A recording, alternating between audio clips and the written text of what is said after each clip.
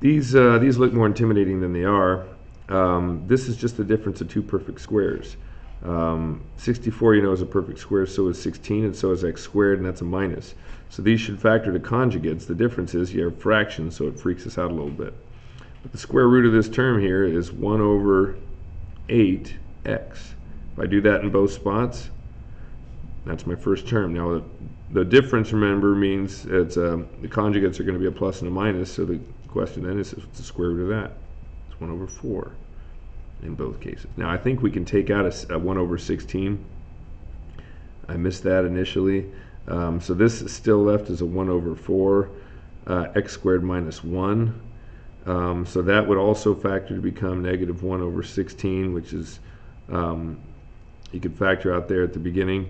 This would be a 1/2 x plus 1 and a 1/2 x minus 1. So either way, however you did it, they would be factored.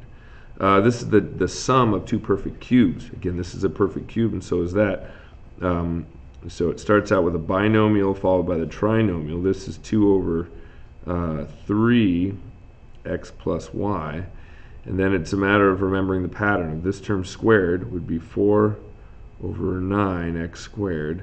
This term squared goes at the end, y squared. That's a plus. If this is a plus, this is a minus. That term times that term is the one in the middle, and that would be 2 over 3xy. And then lastly, this is a perfect squared trinomial because you have a perfect square and a perfect square. It will not factor to conjugates, but this will actually be a perfect square.